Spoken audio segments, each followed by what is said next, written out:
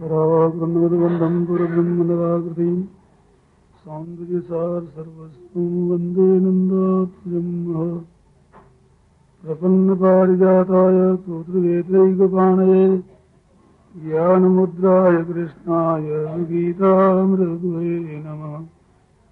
वसुदेवसुतं देवं कंसचाणूरमर्दनं देवकी परमानंदम कृष्णं वंदे जगद्गुरुम।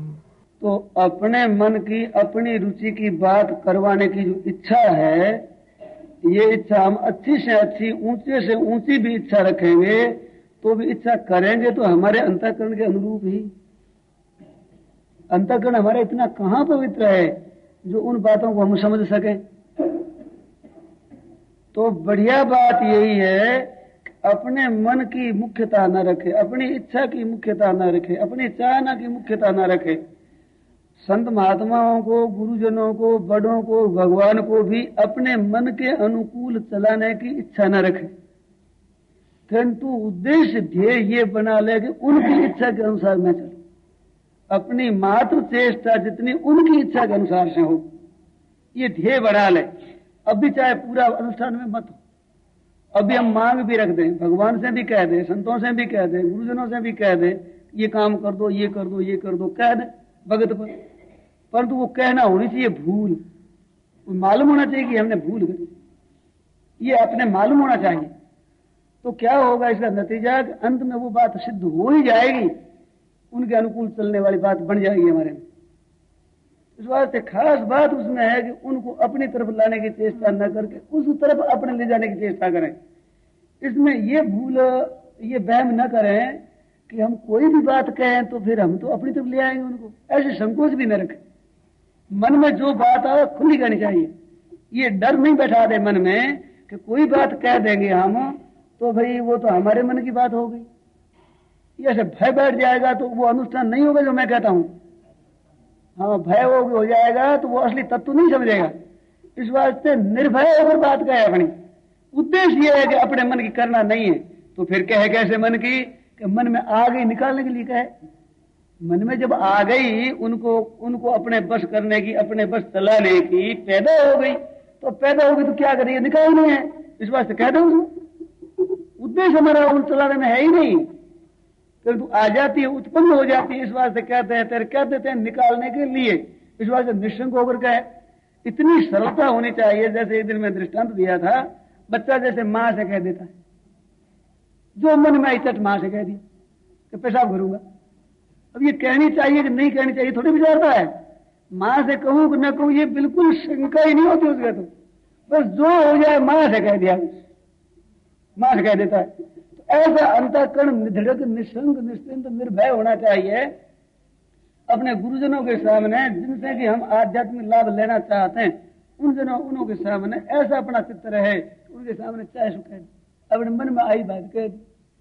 ये बात जरूर है कि इतने में उद्दंडता भी न करें। एक एक दोस्त दोनों तरफ आता है, उद्दंडता क्या, जो मन में आए पूछना शुरू कर दिया, वो नहीं, उसे विचार कर लें, हमारी शंका समाधान कर लें मन से। नहीं पूछने की जरूरत नहीं है, समाधान हो जाए तो, परंतु कोई बात उपजती है समाधान होता नहीं, तो उस बात के पूछने में संकोच न करे।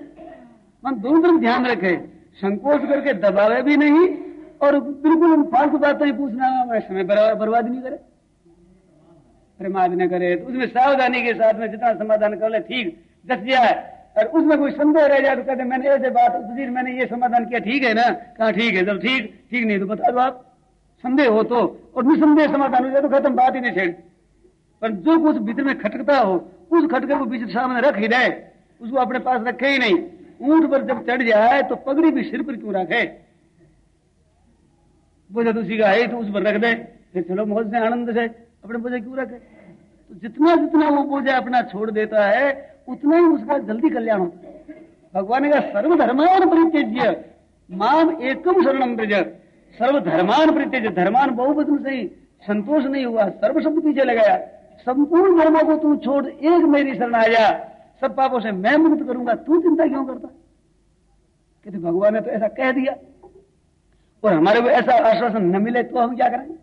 ऐसा न मिले तो क्यों नहीं मिलता है, उनमें सामर्थ्य नहीं होगा, हमारा भाव नहीं होगा, कोई न कारण होगा। अर्जुन को ही मिला। 18 अक्षोणी सेना तो बहुत सी थी, 18 अक्षोणी थी, 1 2 से 4 थे ही नहीं, फिर एक अर्जुन को क्यों मिला? और के सामने भगवान ने क्यों नहीं कहा? तो और दूसरा शरण होता ही नहीं, दूसरा क्या है किसको? तो चाहे तो उनकी ताकत न हो, चाहे हमारा भाव न बना हुआ हो, तो नहीं कहते। तो नहीं कहते हम क्या करें? वो मत कहें, हम मान लें तो हमारे लिए कोई मना कर सकता है? रात बात बताई थी ना, शिष्य है उसको गुरु स्वीकार न करे तो क्या वो शिष्य हो सकता है? और गुरु स्वीकार करे तो शिष्य हो सकता है। तो दोनों बातें बताई थी मैंने कि वे 3 कायदा है कानून इसमें। एक तो शिष्य स्वीकार करे, गुरु स्वीकार न करे, एक गुरु स्वीकार करे, शिष्य स्वीकार न करे, एक गुरु से दोनों स्वीकार करे। तो दोनों स्वीकार करे वहां तो प्रश्न है ही नहीं। प्रश्न यह है 2, तो गुरु के पास में 2 चीज होती है, एक तो लौकिक संपत्ति, शरीर, धन संपत्ति, मकान, जो कुछ जायदाद ये, और एक होता है ज्ञान। तो गुरु बनते हैं ना, वास्तव में तो गुरु ज्ञान के लिए बनता है, चेला बनाता है, चेला बनता है, गुरु शिष्य का संबंध होता है, तो ज्ञान के लिए होता है, संबंध तो उसी के लिए है। परंतु मैं व्यवहार को सामने लेकर कहता हूँ, किसी ब्राह्मण का कोई शिष्य बना तो उस देवता के पास में कुछ धन है, साधुओं के पास में रहता है पैसा अधिक, तो वो शिष्य बनता है। तो जो गुरु जी के पास में 2 तरह का धन हो सकता है, 2 तरह का।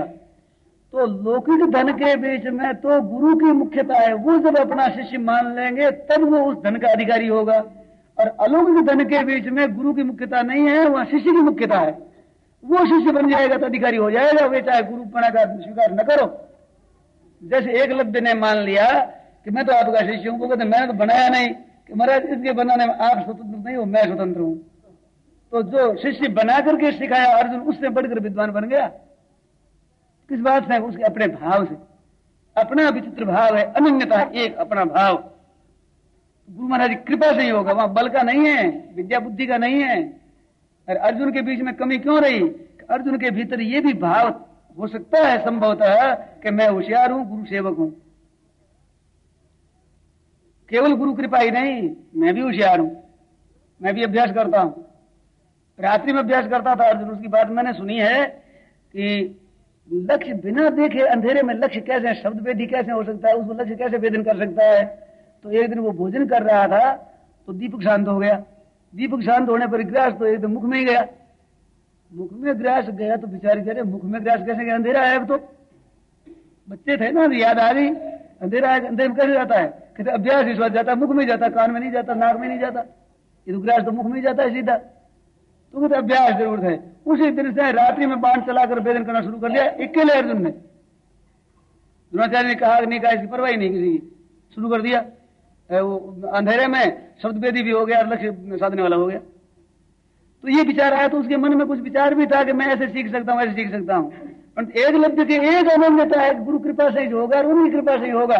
उनके सामने पुस्तक रख दी, माटी की मूर्ति बना ली कि महाराज क्या जैसे करना है, इनकी कृपा से हमारा तो होगा। तो महाराज अर्जुन से भी तेज हो गया, अर्जुन से तेज हो गया। तो इस वास्ते ये तो है लौकिक विद्या, और अध्यात्म विद्या तो खास चीज है। अध्यात्म विद्या जब चाहता है आदमी, मेरे तो यहां तक मन में आती है कि गुरु समर्थ भी ना हो, साधक हो, और ऐसे में शिष्य का भाव पूरा हो जाए तो उसका भाव तो भगवान को पूरा करना पड़ता है। भगवान पर जिम्मेवारी आती है, क्यों, किस लिए करता है? भगवान के लिए करता है ना। तो भगवान तो जानते हैं कि तेरे लिए कर रहा है, और क्या संबंध है। अगर ठगने के लिए करता है, स्वार्थ के लिए करता है, तो वहां भगवान नहीं आएंगे साथ में। पर तो केवल उद्धार के लिए भगवान के लिए करता है, तो उसकी पूर्ति तो भगवान को करनी पड़ेगी। इस बात से आप ये बताया कि गुरु है उसमें कभी मनुष्य बुद्धि ना करे, और मनुष्य में कभी गुरु बुद्धि ना करे। भागवत में अपराध आया है, गुरु में जो मनुष्य बुद्धि है इसको अपराध बताया, और गुरु है उसमें मनुष्य बुद्धि, मनुष्य में गुरु बुद्धि। तो क्या होता है, जहां हम स्वीकार करते हैं गुरुता, खूब ध्यान देने बारीक बात बताएं। गुरु का अर्थ होता है भारी, गुरु का अर्थ होता है बड़ा, बड़ा होता है। तो बड़ा और भारी का मतलब क्या, कि हम बड़े से बड़ा उसको स्वीकार करते हैं, हमारी दृष्टि में सबसे बड़ा उनको मानते हैं। तो सबसे बड़ा मानकर हम भावना करेंगे तो सबसे बड़ा उस पर जिम्मेवारी नहीं आएगी क्या? सबसे बड़े हैं भगवान। वो तो कहते हैं मेरे को मान लिया इसने, ये मेरे शरण हो गया, मेरे को मान लिया। जहां ये भाव हमारा होगा भगवान पर जिम्मेवारी आ जाएगी। वो इस वजह से उसको संकोच करना, शंका रखने की जरूरत नहीं है। उसको तो निर्भर हो जाना है उसकी कृपा से होगा। उनको करना क्या है, वो क्या जैसे करना और कुछ नहीं करना। अरे करने का भाव भीतर से उठा देना चाहिए कि मेरे को कुछ करना, मेरे को कुछ करना है ही नहीं। कभी चिंता है मन की ये करना है वो करना है, ना मेरे को नहीं करना।